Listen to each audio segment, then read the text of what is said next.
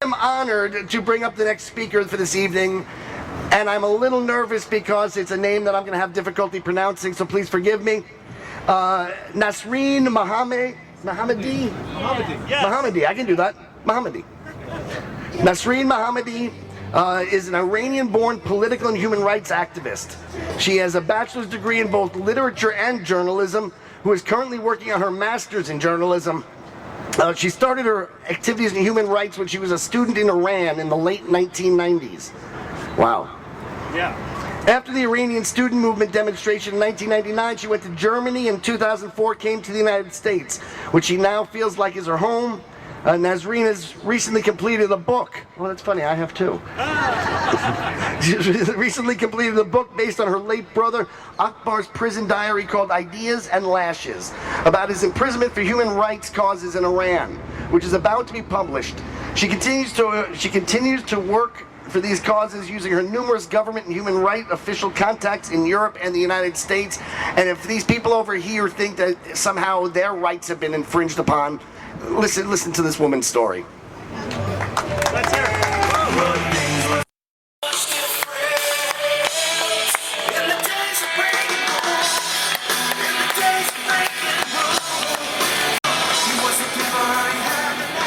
Hello everybody.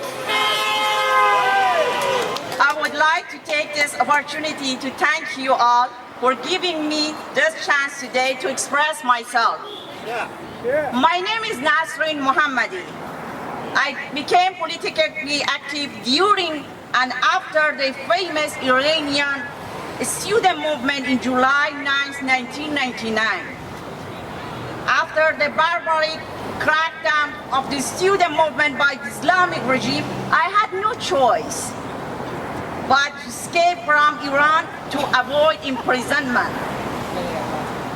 My brothers, Akbar and Manucher, two of the student leaders, were arrested, sentenced to death, and later, with clemency, reduced to life imprisonment. I went to Germany and lived there over 2 years, where I pursued my political and human rights activities. I came to this great country in 2004 with the hopes of being the voice of the young generation in my country, Iran. Yeah. Tell the world about the atrocity committed by the Islamic regime. Tell the world that the whole nation is incarcerated in a jail named Iran. Yeah.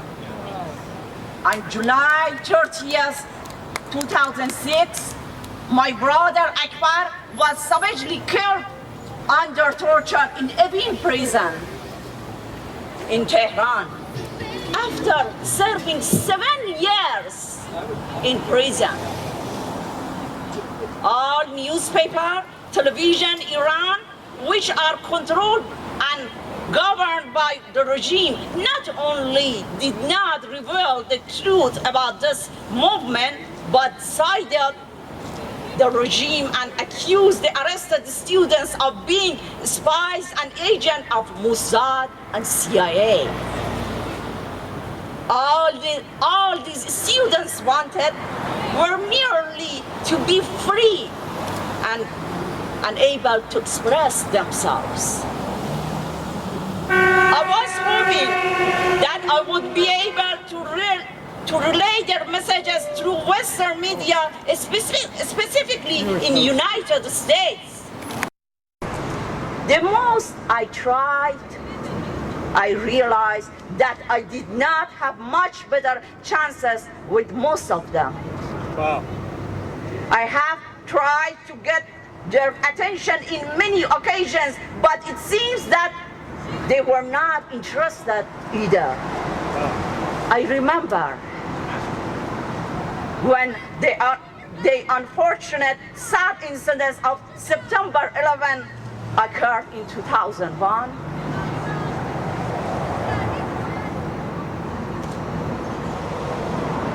My brother Akbar was saddened and cried in prison for this loss later released a statement of solidarity with American people from Iranian jail. We smuggled this statement out of prison. I sent a copy of it to the State Department and also to most American media. None of them published this statement. My brother was tortured for this very reason. But media did not think that they have a responsibility to show the American people that if the Iranian regime is against the West, Iranian youth feel that they have no better friends than those of the West. I was disappointed and felt saddened. When I compare the media between Iran and here, I see some similarities. The media in United States is doing most of its news and broadcasting merely based on how much it sells. Yeah. Ethic and real value is losing foundation. Yeah. Even though the media in Iran is controlled by the regime, but here I see the danger of media being biased, polarized on the party borderline, which by itself is dangerous for the democracy of this country that we take it for granted. Yeah.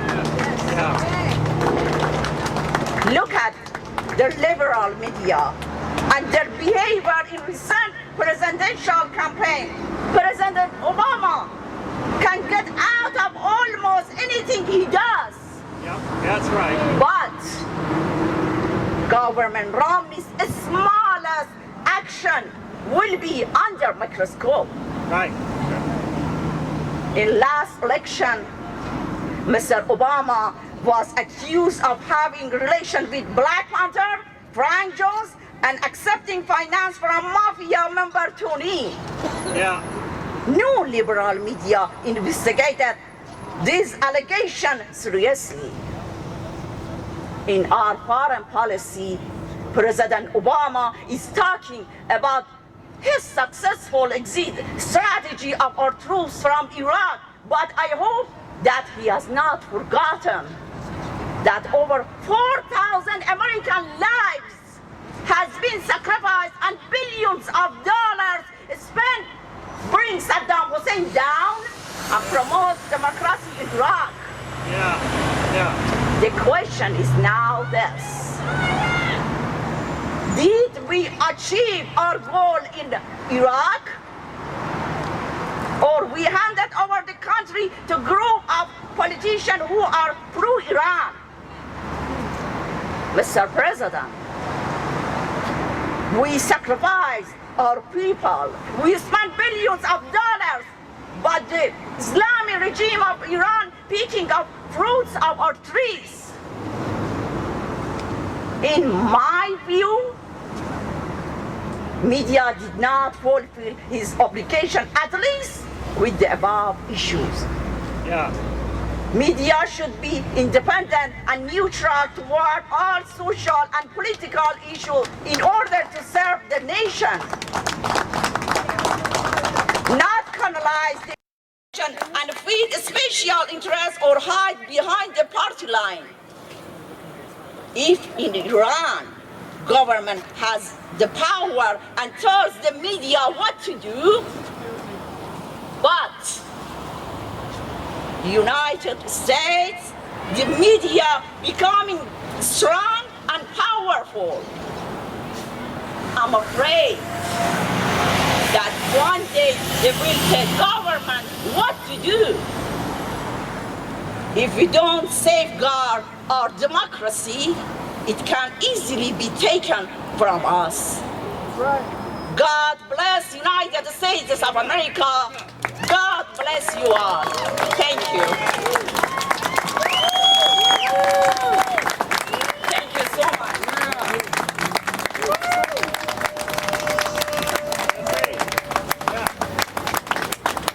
Thank you, Nasrin. You know, it's easy to think that you've been through a lot, or to think that you're standing up and being a hero or a fighter or a challenger, and then you hear some real stories from out there. I'm gonna just get right to it. Gary, you ready to speak? Yes? Well, I guarantee you'll be funnier than she was. Gary Aminoff is, in addition to the titles that he has, president and founder of the San Fernando Valley Republican Club, which is the largest chartered Republican club in California. He's also the first vice president of the Republican Party of Los Angeles County and is a member of the executive committee of the California Republican Party. It says most importantly he's a committed patriot of the USA, and that is true, but I think more importantly to me he's a dear friend. Gary Aminoff, ladies and gentlemen. Hey. What's up, man? How you doing?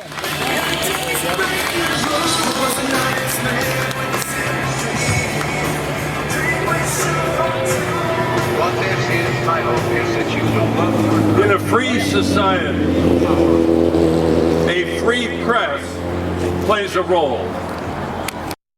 That role has traditionally been, it is a citizen watchdog. It holds the government accountable for its actions on behalf of the citizens. It does its investigative reporting to find out if the government is doing what it's supposed to do or not. The press in the United States has lost that tradition. The press is now, and when I say press, I'm talking about not only newspapers, but TV and radio, except for conservative talk radio. The press has become an ideological advocate for leftism. Yep. In 2008, after the election, a survey was taken of TV and newspaper reporters. 93% voted Democrat in the 2008 election. 93%. That's a higher percentage than Berkeley voters who voted 89% for Barack Obama. So there is no fairness in the media. They think they're being fair, they think they're being objective, but they come from a mindset that does not let them see the truth. How many of you have heard on the mainstream media that the State Department ordered that there be no Marines stationed at the consulate in Benghazi? Wow. And that security was to be provided by a local Libyan group. But Valerie Jarrett gets all the security. And that the Libyan group providing security at the Benghazi consulate was ordered not to carry firearms. Wow. Huge. So clearly the reason they left when firing started is they had no way to defend themselves. These are orders directly from Hillary Clinton at the State Department. Wow. They let them die. You didn't see it in the Los Angeles Times, and you didn't hear it on CBS or NBC. The public media is failing and has failed. It has become an instrument of the Democratic Party. They will cover up anything they have to cover up to protect Barack Obama and the Democratic Party. And they will do their investigative reporting or twist the news or lie about Romney or the Republican Party. How many of you saw in the newspapers or on TV the fact that Van Jones, when he was appointed to be the Green Czar for the Barack Obama administration, had been a self-avowed communist Yeah. and a member of Storm, Yep. which is a far-left radical organization. They're not reporting that. They're withholding information and being dishonest. The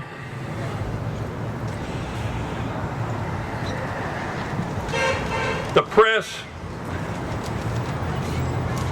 we have to let people know that they're not going to get the truth by reading the LA Times or by listening to CBS News. Yeah. There are alternative methods for them to get the truth. We have to make them aware of that. And we have to keep letting the media know when we find out that they're lying to the American people. Yeah. Right. The media have an effect on what happens in this country, and they're being irresponsible and ideological. Yeah. Public radio. So I'm going to leave you just with that thought. Talk to people that you know, not to get the 11 o'clock news and think they're getting what's really happening in the world, and not to read the LA Times and think that. Yeah. Public radio. And public radio. Yeah. All right. So I'll turn it back to Evan. Thank you very much.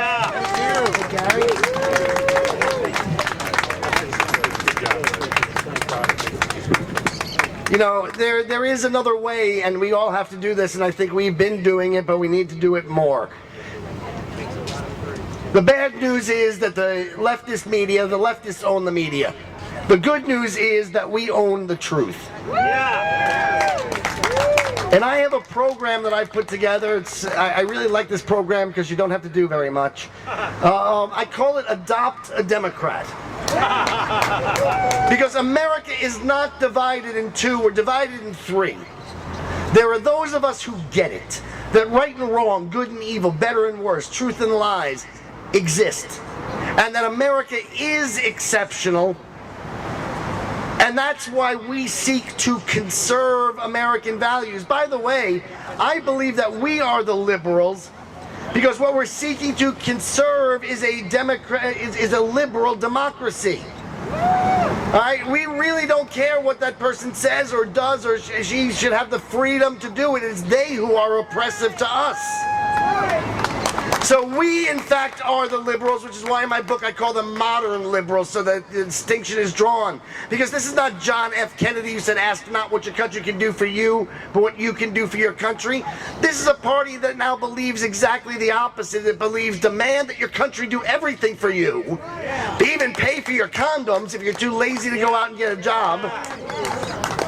And meanwhile, when it comes time to do for your country, they consider that xenophobic. I don't do for my country, I do for the United Nations. So this is not the Democrat Party of old, this is not liberalism lowercase l, it is the antithesis. So you've got the liberals, the radical liberals on the left. What are you going to do about Rosie O'Donnell? All right, what are you going to say to Rosie O'Donnell who thinks that 9/11 was an inside job? And proof of the pudding is that never before in history has fire melted steel. Right, right. Which, by the way, is not a bad scientific argument with one tiny flaw.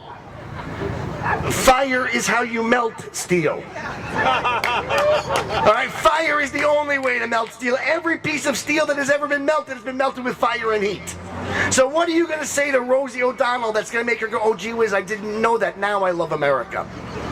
But there are people in the middle, and I know because I was one of them, who recognizes that good and evil, right and wrong, better and worse exist, and they know in their hearts that America is great. But they've just never heard from a conservative what a conservative believes. Where would they have heard it? From CBS, NBC, ABC, from their leftist professors in school? Where would they have heard it? So I suggest you find one Democrat in your life who you know isn't a brain-dead, hate America, always leftist, but is just a Democrat because they were raised to think Democrats are good, Republicans are evil. That's what they said on TV. That's right. And over the course of time, because it is very much like raising a child, you're introducing unpleasant facts about the world to them. That not everything is for free. Yes, sometimes you gotta work. You're introducing unpleasant facts like, no, if you bow to the terrorists, they're not going to be nice to you. You're going to be introducing unpleasant facts. You're going to be helping them to grow up, which is why I call it Adopt a Democrat. And I am telling you, over the course of time, you will change these people, because it's not that their brains are incapable of functioning. It's that they've never heard the truth. I am telling you, what I do is I go to my coffee shop. That's where I write my book. And I put Ann Coulter's book down on my table just to start a conversation, as in you Nazi. And we go from there, and I am telling you, 4 years ago, so many people came up to me and called me a racist because I was supporting John McCain. I swear to you, 20 of those people come up to me now, and they all whisper, "You were right." Right? If every one of us helps a Democrat to grow up, just one, we double our numbers. All right? All right, now taking the podium, coming to the stage, is another old friend of mine. I believe it's Michael. It's your turn. Yes, there you are. Michael is a rock star, baby. He's a former MCA recording artist from the seminal punk era. He's toured America coast to coast. Today he's doing voiceovers. Is that right? He's an ongoing voice on the. Oh, I got it now. It's an English sentence. My fault. Today he's an ongoing voice in the LA Tea Party movement, active since the February 2009 inception. Michael currently chairs the Westwood Tea Party. He's a founding member of the LA Metro Tea Party Coalition. Serves as the vice chairman of the West Side Republicans Club in LA, California. Why would you put that there? And is elected Republican delegate to the LA 49th AD Central Committee. Michael is a contributing writer at a number of journals and websites. His opinion on today's news and politics can be found on mjfellright.wordpress.com. I would like to introduce him now, but his time is up. Michael Fell. Thank you, Evan. I took Evan's advice. I've adopted 3 Democrats so far. Right on. Friends. Roman. Yeah, Americans. There we go. Countrymen, lend me your ears. I come to bury progressives, not to praise them. Yeah. Pelosi, Reid, Obama, and other progressives call the Tea Party teabaggers, racists, astroturf, Nazis, and extremists. The Department of Homeland Security described the Tea Party as right-wing extremists and insurgents, saying right-wing extremists will attempt to recruit and radicalize veterans in order to boost their violent capacities. How long before members of the Tea Party are called killers? Well, hasn't that already happened? It was more than heavily inferred by the Progressive Party Pravda after a nut job working solo shot Gabby Gifford. How long before expressing dissent leads directly to arrest and torture? Yeah.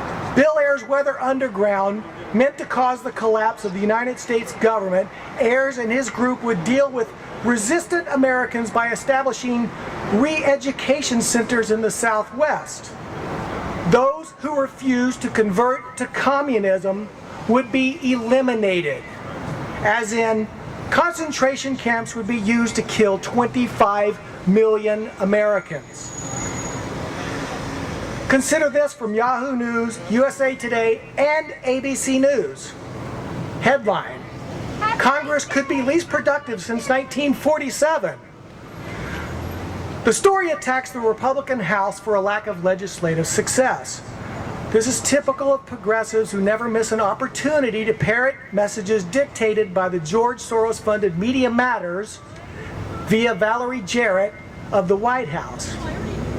It might be statistically true that the Congress is on pace to make history with the least productive legislative year in the post-World War II era. But to insinuate that this is the fault of the House Republicans is fiction. The U.S. Senate, under the failed leadership of progressive Harry Reid, has refused to allow a majority of House-passed bills to even come to a vote in the U.S. Senate. The reason so many people believe the House is to blame for this are the lies spread by progressive shills like CBS NBC, MSNBC, CNN, Yahoo News, USA Today, and the rest of their ilk. Should the 112th Congress come to be defined by partisan divisions and legislative failures, the blame will rest squarely on Reid and his progressive co-conspirator in the Oval Office. Right on. The progressive Senate majority has not even passed a budget in over 3 years. They even voted down the one the White House gave them 97-0. Yeah. This is a clear dereliction of duty on the part of progressives. Thanks to the utter failure of their policies, the only card left for them to play is vintage Sal Alinsky, blaming the right for problems caused by the left. Right. This has been the MO of the progressives since they seized control of the Democratic Party. The most egregious of lies propagated by the institutionalized progressive left is the one spoken by Nancy Pelosi during the TARP debate. On September 28, 2008, Pelosi laid the blame for the economic collapse entirely at the feet of George W. Bush and failed Republican policies. Sound familiar? Obama's doing it to Mitt Romney at every campaign stop. Can't go back to the failed policies of the past. The 2008 financial collapse was a direct result of failed progressive social engineering in the United States housing market. For decades, the U.S. has had nothing remotely resembling a free market in residential real estate. Instead, progressive big government created monstrosities, Fannie Mae and Freddie Mac, controlled over 1/2 of all U.S. mortgages. For 20 years, conservatives warned about the systemic risk Fannie and Freddie posed to the financial system, but they were constantly thwarted by the left. To this very day, the institutionalized progressive left denies the essential part Fannie and Freddie played in creating the housing bubble and causing the financial crisis of 2008. Whether the area is journalism or politics, once the facts are in, members of the institutionalized progressive left prove themselves to be nothing more than bold-faced, willfully deceitful psychopaths unfit to serve the public.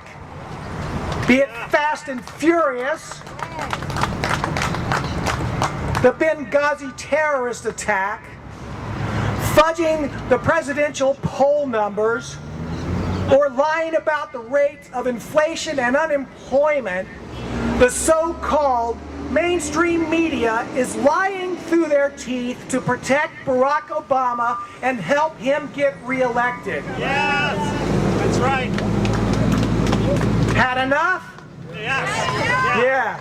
It's time for us and everybody across this country to rage against the media. Thank you.